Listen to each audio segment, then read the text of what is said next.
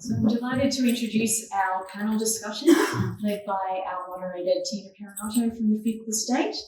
And joining Tina is Mike Rainbow from CIPSI, Sami Zheng from AIRAH, Davina Rooney from the Green Building Council Authority, Matt Kean, who you've already met, and Luke Menzel from the Energy Efficiency Council. Welcome. Thank you very much. No, that's working. Good morning, everyone. It's very exciting to be here. This is such an important industry and a really exciting moment in time. As we all know, we have a fossil fuel crisis, not an energy crisis, according to the real experts in the climate space, and we need to take advantage of it. With me here today are 5 experts from the most important sectors that can influence this industry and take us forward, because as Matt just said, this sector goes out to everybody, to the economy and to our society, the way we live and how our economy functions. So you guys have got a really big responsibility coming up and we want to really help you unpack things. So we'll start with Matt, and Matt, thank you very much for that overview. It's really good to know how important this is. So with the fossil fuel crisis, can you elaborate on the opportunities for renewables and electrification in Australia? So were the newspapers right the other day when they said that Donald Trump had done more for renewables and net zero than Greta Thunberg and Al Gore combined? Well, I think so. I mean, Donald Trump is the champion of the transition at the moment because we're seeing in live time that relying on volatile fossil fuels is not only a threat to climate stability, it's also a threat to our economic stability. And we're seeing that playing out every time we wince when we fill up with petrol at the bowser, with diesel over $3. It is building the case for weaning ourselves off these volatile markets. And the best way to do that is to rely on our homegrown energy sources, which we have in abundance, and that's our wind and solar. That will provide us a long-term shield against these volatile parts of the world and volatile supply chains. So the story is not doubling down on fossil fuels during a fuel crisis. That is the definition of insanity. What we need to do is transition away from fossil fuels towards electrification. That will not only be good for the planet, but that is great for the hip pocket and, most importantly, great for our national energy sovereignty. Yeah. On that topic, and because you are who you are, can you give us a hint of what the policies, how they're shaping up behind the scenes, or how you think that they should shape up at the state, federal level, and also perhaps with a reference to what Europeans and other parts of the world are doing? Well, let's be very clear. This crisis that we're seeing in the Middle East shouldn't delay decarbonisation. What it does is make the excuses for delay even more ridiculous. We need to get on with the job of electrifying our economy and moving away from volatile fossil fuels. Again, there's a scientific imperative to do this. We know that. The scientists have been telling this for decades, but now there's an economic imperative and a national energy sovereignty imperative. If you want to protect yourself from future global commodity shocks, the best way to do that is to give yourself energy sovereignty. And we can do that by relying on the things that we have an abundance of, and that's our electrons, produced by our solar and wind, and the critical, the periodic table of critical minerals below our feet. This is an opportunity for us to enhance our energy sovereignty and underwrite a new era of economic prosperity. We should be grabbing it, not doubling down on fossil fuels that are exposing us to higher prices, dangerous climate change, and less energy sovereignty. Again, drilling for oil during a fossil fuel crisis is like fixing your gambling debt by going down to the casino. It's just insane. Exactly. And do you think there's been enough time for the federal government, which is about to bring down the budget, to include something to address this issue with incentives or, ramping up its policies? Well, I think so. I mean, the direction of travel is absolutely clear, not just at the national level, but all the sub-national governments across the country are all committed to net zero emissions by 2050 and putting in place the architecture and policies required to get there. Some sectors need more support, and that's one of the big things that we should talk about today, what we can do to support the building industry, refrigerant industry, air conditioning industry, to bridge the gap between the technologies available, the grid premiums that exist, and the fossil fuel equivalent. This is in all our interest to do so. But again, what we need to be doing is getting with the program. The rest of the world is decarbonising. Australia either takes advantage of this global megatrend, or we put our head in the sand and become a rust bucket state. And that's not something I want to see. I want to see us to become a stronger, more prosperous nation. I want to see cost of living issues dampened for mums and dads across Australia. And the best way to do that is not to rely on volatile energy markets like the Middle East. It's to use our homegrown electrons through the electrification that we have. Thanks, Matt. So we'll move on to Davina, who's in the thick of the industry and how probably one of the most important positions to be in terms of how she can influence all the related issues. But I just wanted to say we had an article submitted to us the other day for publication, and it was from someone that works in your field, audience, and it was full of very bad news about what's coming in terms of electricity prices, the cost of running the buildings, everything related to it, but saying not just electricity and the need, and gas if you're still relying on gas, but also related things, the waste and transport, perhaps even the services that are supplied to the buildings will all increase along with inflation, which is strongly influenced by energy, of course. So, Davina, what are the policies that your members would like to see the government do at all levels of government? Fantastic. I think this is a really great discussion to have.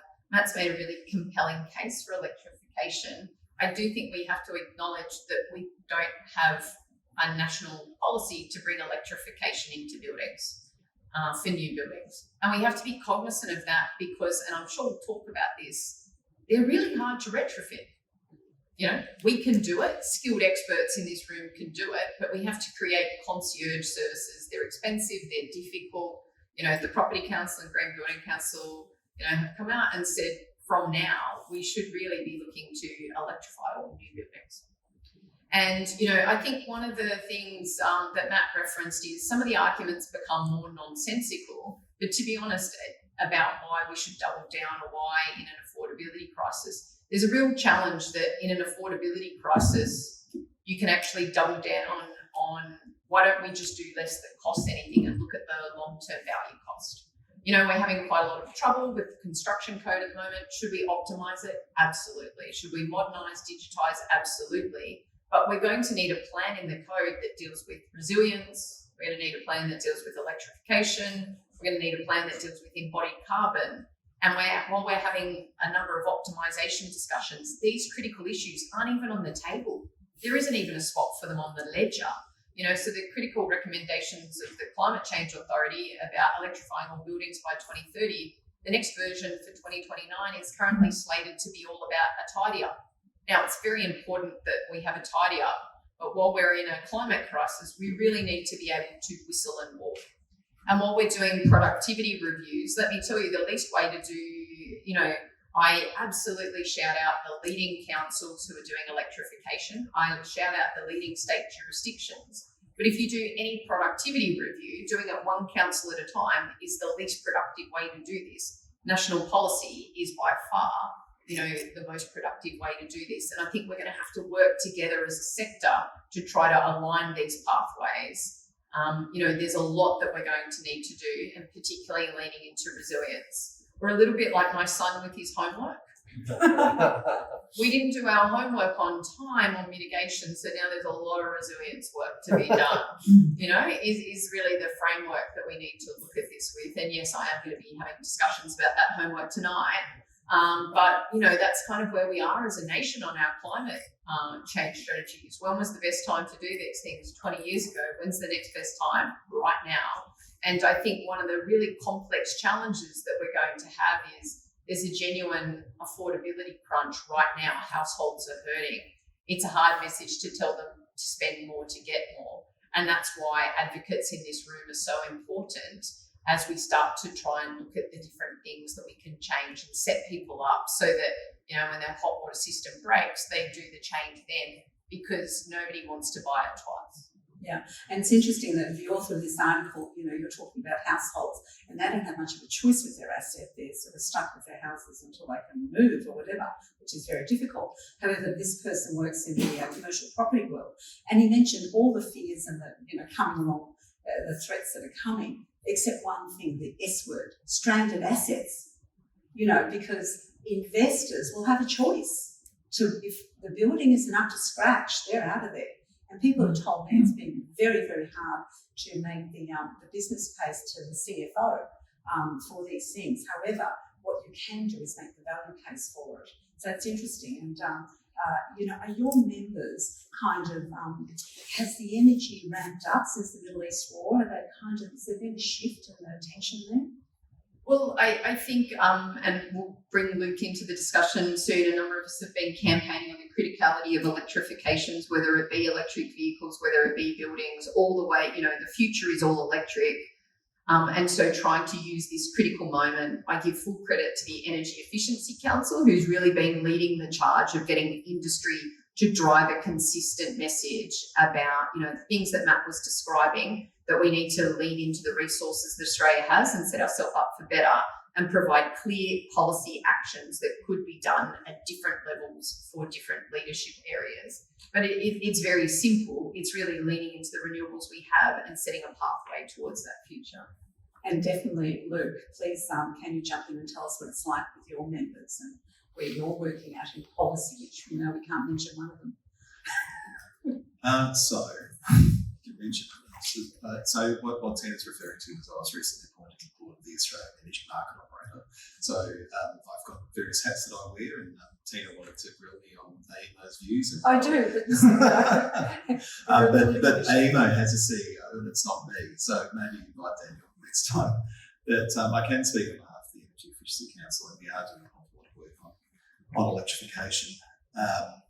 And as Davina says, working with our partners like the GBCA and AIRAH and others to kind of communicate a consistent message to governments, state, federal and local, that this is a critical lever across every sector of the economy. Right? It's not, it goes beyond buildings. And that's where, what Matt was talking about in terms of energy system decarbonisation is so critical, because we've got to make sure those electrons that are being delivered to households and businesses right around the country are clean electrons. And we've done a power of work in that area over the last 10 or 15 years. There's absolutely more to do. But at the same time, as we're building that wave of renewables, we need to catch that wave with another wave in every sector of the economy of electrification. And so that is a more complex space, right? Because unlike the electricity system, which is heavily regulated, governments have a lot of control over kind of the incentives and the price signals that they're placing into those markets. When you're talking about buildings, when you're talking about manufacturers, when you're talking about households, when you're talking about ag, when you're talking about resources, these are different sectors with different technologies, different drivers, different barriers. And so you're getting into quite detailed areas of policy and signalling to those sectors. And all the governments and industry in all of those areas really need to roll their sleeves up and work out what needs to happen, so that we can unlock all the benefits that we're talking about today. So when it comes to the built environment, even when you go from commercial buildings to resi and beyond, like if we take an expansive view of the built environment, pick up things like data centres and the like, even within that context, there's a huge amount of diversity in terms of what's driving the decisions of particular actors. So we need to be alive to that.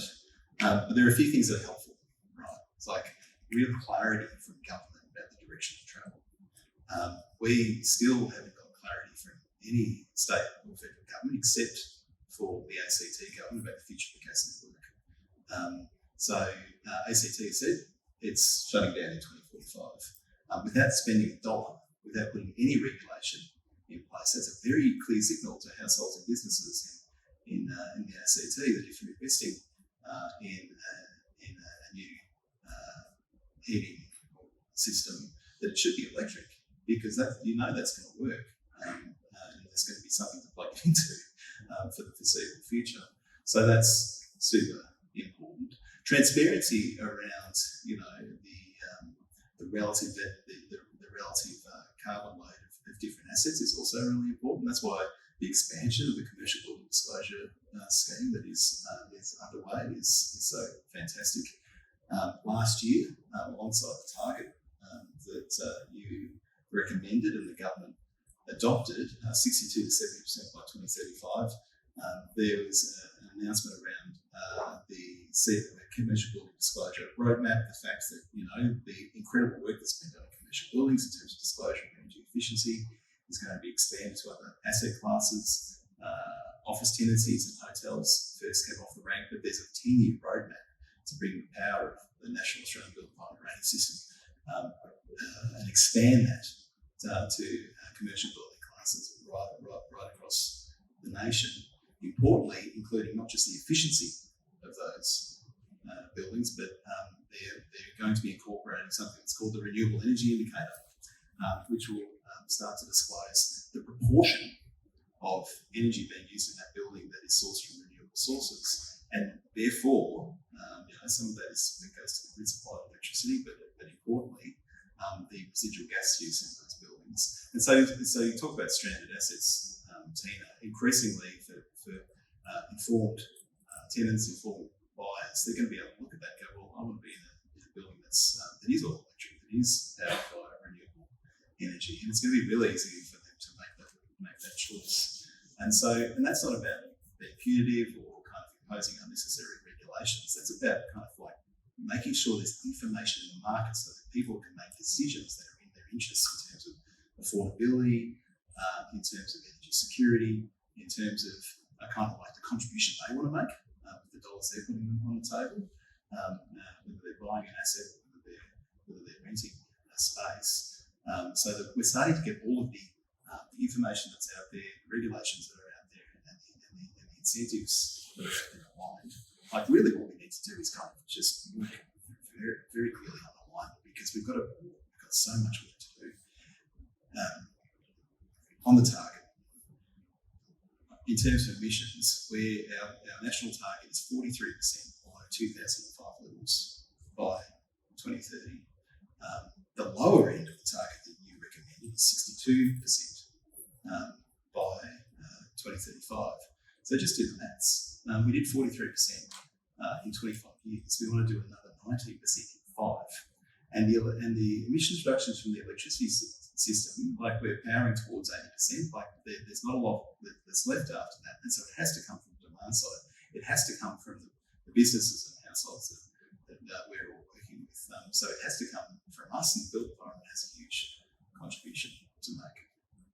Thanks, Luke. That's really interesting and so complex. And we'll be moving on to Sami and Mike soon. But I wanted to ask you before that, you mentioned, the difficulty of getting policy alignment between the various levels of government and probably industry too. What are the biggest barriers there? Where's the pain point?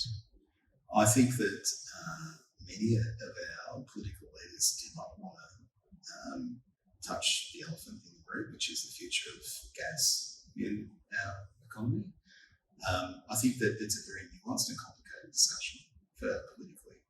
I don't know how deeply you want me to get into that, but we at the Energy Efficiency Council, we don't reflexively say you've got to ban gas or get out of gas immediately. We understand that there's capital replacement cycles, and you've got to do these things at the appropriate time.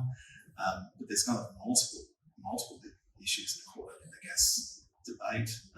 There are industries that will need gas for some period of time, high temperature processing, for example. There is a really complex question around the role of gas exports from this country, which there is a very significant part of the economy, and many of our politicians are very cautious about that. And the built environment bit of this gets caught up in all of that complexity because in some ways we have affordable technologies that will leave you better off on day one if you can find that right point in the capital replacement cycle right now. But politicians aren't necessarily comfortable having that conversation because of the broader context around gas. And so that clear signalling leadership is going to be really important to give those clear messages to households and businesses. And if you're in a home in Victoria or New South Wales, your next gas boiler replacement, next time the gas heater breaks down, it should be a heat pump. It's as simple as that.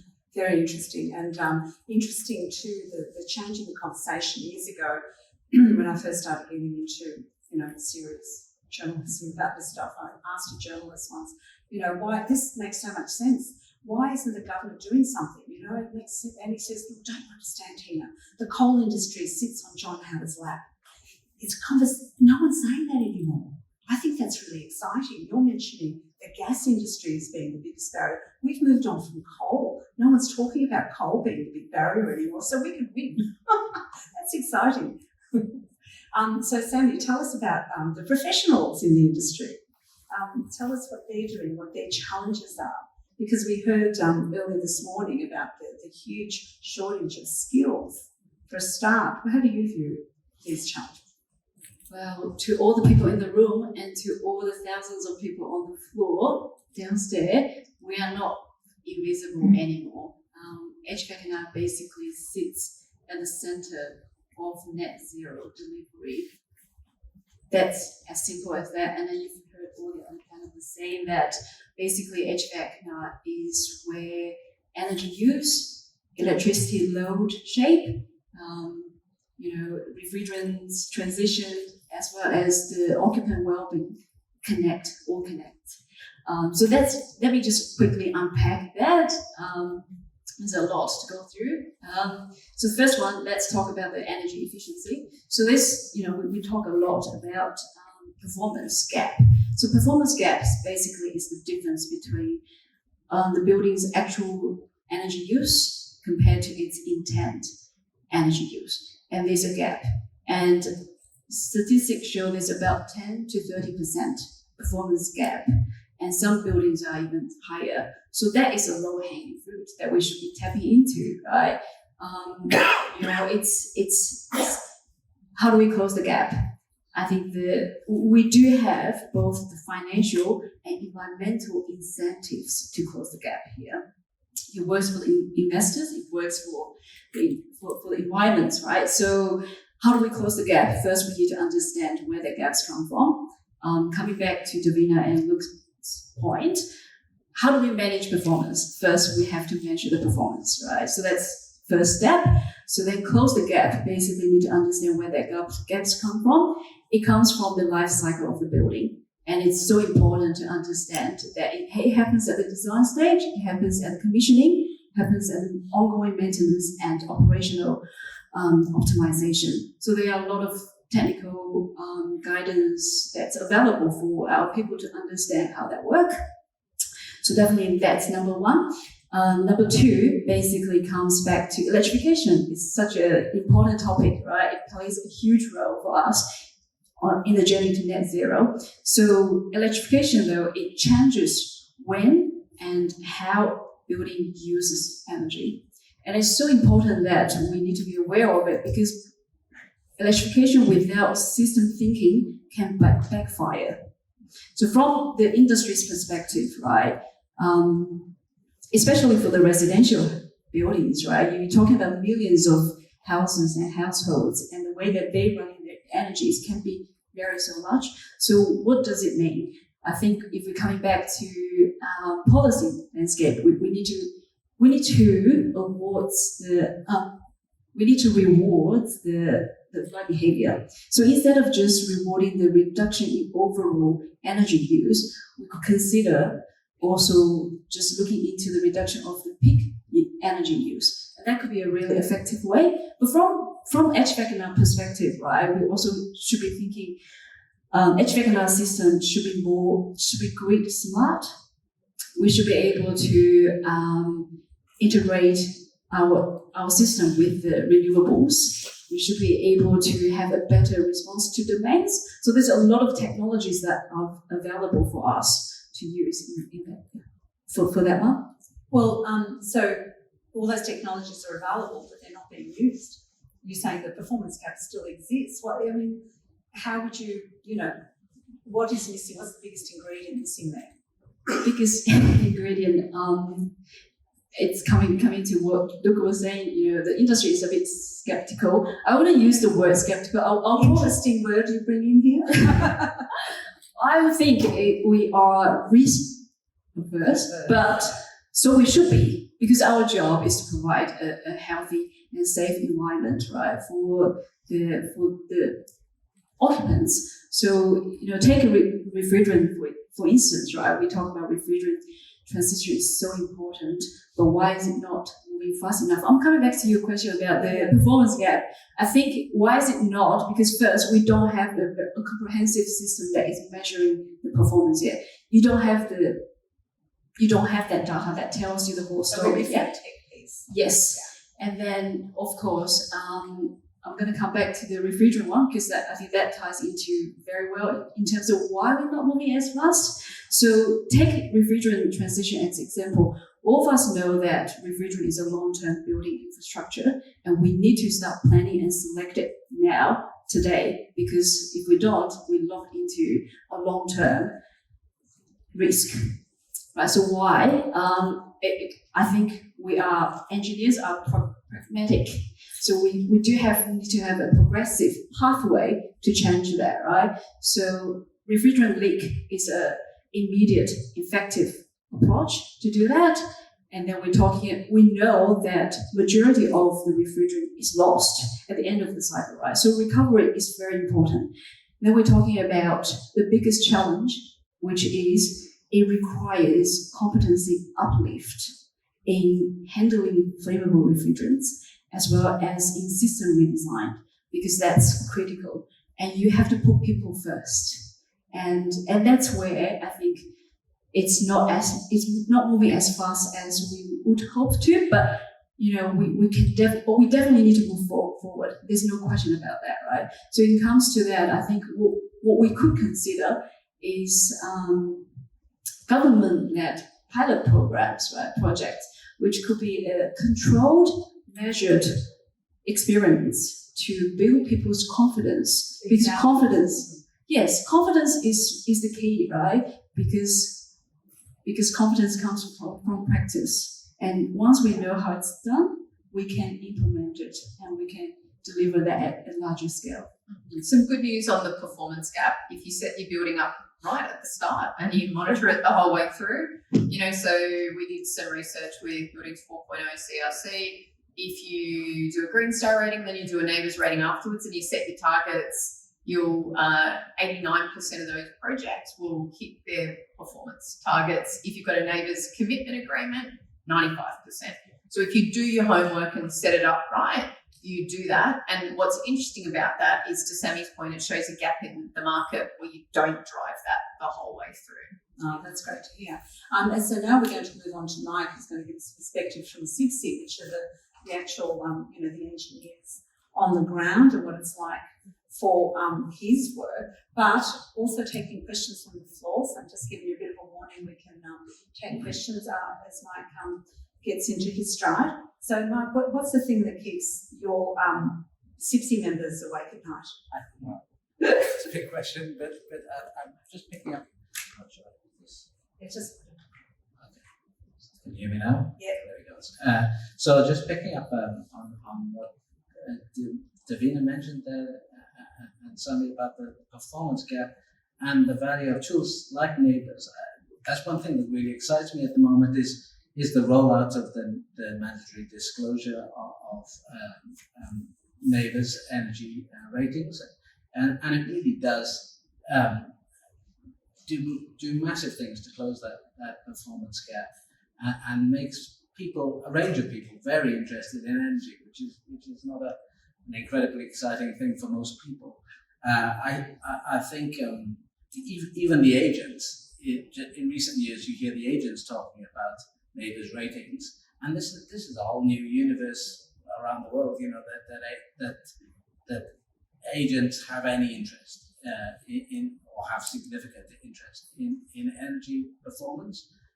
So that's something that really does excite me for the future. I contrast it. I think of NCC and Section J, which is the energy efficiency part, that doesn't always excite me. I mean, we're on NCC 2025 now, which is doing great things for us as designers in terms of thinking about the importance of electrifications and improving the efficiency of system components. But it's 2026 now, and only Victoria is bringing in NCC 2025. This I find is quite remarkable. I came from the UK, and I can't imagine a time when the building code doesn't update on the schedule that has been predicted there.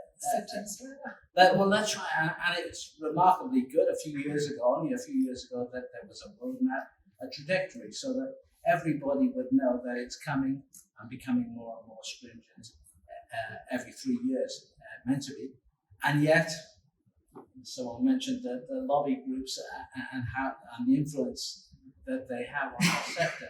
It's huge, and that's something that's taken me little time to get used to in this part of the Please world. don't get used to it. the reality, the current reality that has so much influence on the It's incredible, isn't it? Yeah, and that is especially important for households now too. You know, but we're talking about politics, and any questions from the floor yet? No? Oh, there's one there. Oh, Ashak, what would you like to say? Well, I'd like to continue the discussion on the refrigerants, and thanks for your acknowledgement of some of the work that has been done. The two questions that I have are on the standards related to refrigerant leakage. I've been using the ASHRAE 228 2023. Unfortunately, it's not a very well either laid out or actual. For example, it's talking about refrigerant leaks in say, malls or supermarkets, anywhere. It's 30% annually, and I'm saying, what? It's got to be determined on the age of the equipment, obviously. But the second question is on measurement. You're talking about performance. On the measurement aspects of that, there isn't and recovery, I agree that yes, there's a whole setup and whole how to recover at the end of life. But annually, there are leakages, even at domestic level and everything. I'm involved with some overseas projects at the moment, and also to find out that as we are speaking in this last hour, there are 8,000 AC units being installed somewhere in the world, mostly in the developing countries. So there's a lot of guidance that's required because it's a universal problem. And I'm finding that I'm not getting enough information in terms of how to measure or how to record the performance of the refrigerant leakages. As we're nearly out of time, can we take that as a comment? Sure. Asha? And I would like to ask all the panelists some closing thoughts because, you know, in John Howard's time, there was a mandate made about government buildings that they should all be 4.5-star minimum NABERS rating. And a lot of people say, and Davina might agree with me on this, it transformed the industry. It created market transformation because you had scale, and suddenly all these extra rules about energy efficiency and targets become a lot cheaper if everyone's doing it. So could everyone tell me or express the thought whether there's any hope of getting some mandated minimum performance, which exists in the UK, don't they, at night? Minimum standards, wouldn't dream of not having, you know, this carbon budgets. They exist. You can't knock down a building without a lot of evidence. So do we have any hope of getting some mandatory standards happening here? Matt, would you like to take that one first? Sure. Well, I mean, as the former Fair Trading Minister in New South Wales, it is an ongoing challenge to balance cost of living pressures for families and businesses with the long-term objectives of reducing our emissions and also ensuring that families and businesses don't have those cost savings that developers seek up front smeared on them over the life of their ownership of a property, for example. What do I mean by that? The buildings that we build today without the energy efficient standards and ratings that we know are good for decarbonisation lock in higher costs of energy for decades to come. So we need to be getting that balance right to ensure that developers or builders aren't just passing costs on to renters and families in the long term, which is what avoiding these improved efficiency standards actually means. And this is what's being advocated. Exactly. By the lobbyists. But the point is that politics is the art of the possible. Yeah. And it does require those political leaders with courage and vision to be able to thread the needle. Now, it's not one or the other, it's finding a path through that brings the community on the journey. And it is a hard challenge. I mean, these reforms are difficult. We're in a cost of living environment where any additional costs are acute. We're talking about the inability to have affordable homes. So our policymakers are thinking that through, but I think they're missing a big piece of this puzzle, which is the increased costs that you pass on to consumers if you don't electrify and if you don't have those minimum standards of efficiency. Thanks, Matt. And Luke, what do you see from your perspective? Oh, look, I think, as you say, in times past, we've seen really incredible leadership from local, state and federal governments around efficiency standards. Governments should take a leadership position on electrifying their assets. And, if you think about the role that government leadership played in those years past, it effectively helped create the standard, but also the workforce around that, gave you the case studies and the experience demonstrated what was possible in terms of that uplift, and that it was cost effective and it was delivering for government asset owners. And this is also about just good stewardship of taxpayer dollars. We should not be spending money on operating government buildings where there's a more affordable alternative. It's hitting those capital replacement cycles. We don't need to rip everything out tomorrow and replace it with an electric alternative, but understand where those opportunities are to electrifying government assets over the next 10 or 15 years to show what's possible and make sure that the technologies, the supply chains, the skilled workforce is then available to the private sector. And that long-term vision will actually cement that. Fantastic, I love it. Davina, what do you see? So first some good news and then some challenge. So the good news is when we say the old federal government policy, you'll be thrilled to know that it's been updated. The NABER standards have been increased. They actually are requiring fully electrified buildings in a transition. They're requiring green stuff and new ones to build them right up front. So we're seeing that. New South Wales is already rolling that out. So, it's actually happening. I'd say the challenge that we're left with is to hit our net zero goals, we're meant to be electrifying 500 houses a day between now and 2050. And we've got to triple the renovation rate to get those buildings on track. So I think, the next couple of days are about the leaders in this room and what we've got to do to transform the sector from where we are to where we need to be. And sorry, I'll just jump to Mike first because we're mentioning houses and you work on residential. So that's a big challenge, right? It is both on the discrete housing and at the apartment level. Great things are happening. I noticed New South Wales recently dropped a consultation document about better renting and the importance of landlords effectively wanting to have buildings that are not full of this and therefore going to be more rentable in the future because there's going to be more attention paid on how affordable effectively is it to heat and cool and make your home habitable. So that's really exciting. Yeah, we expect star ratings on our appliances before we buy them. So Sami, what do you think the chances are of some mandatory standards? I think whether it's government or it's commercial buildings or residential buildings, right, it all comes back to the balance between APEX and OPEX. And I think we shouldn't be simply just looking at, it's not a straight line, right? So we really need to tap into what do we do now, given the current situation.